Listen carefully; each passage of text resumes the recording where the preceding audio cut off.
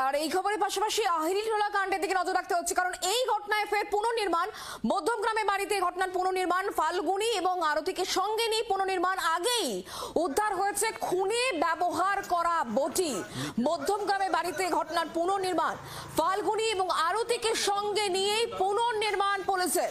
আহিরিটোলা কাণ্ডে ফের ঘটনার পুনর্নির্মাণ, উদ্ধার করা হয়েছে আগেই খুনে ব্যবহার করা বটি।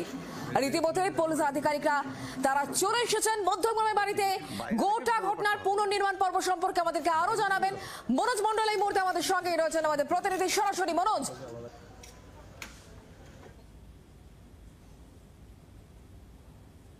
দেখো, গত সোমবার মধ্যমগ্রাম থানার পুলিশ বারাসাত আদালত থেকে 7 দিনের পুলিশ হেফাজতে পাওয়ার পর তার পরের দিনে কিন্তু উদ্ধার করা হয় এই পুকুর থেকে। এই পুকুর থেকে উদ্ধার করা হয় এই খুনে ব্যবহার করা অস্ত্র। তার পরবর্তীতে গতকালকে কিন্তু এদেরকে জিজ্ঞাসাবাদ করে বেশ কিছু নতুন তথ্য, চাঞ্চল্যকর নতুন তথ্য পুলিশের হাতে উঠে আসে।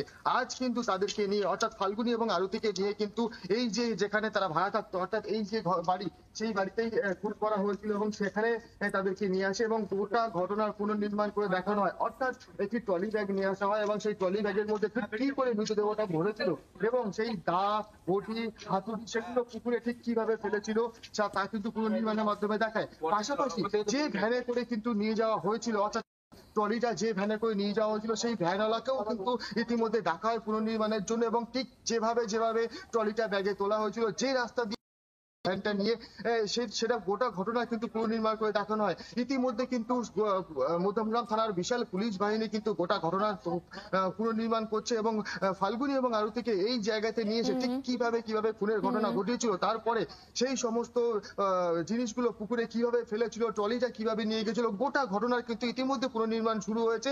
পুলিশ এসে কিন্তু তাদেরকে এই পুনর্নির্মাণের মাধ্যমে কিন্তু গোটা ঘটনা দেখছে। ধন্যবাদ।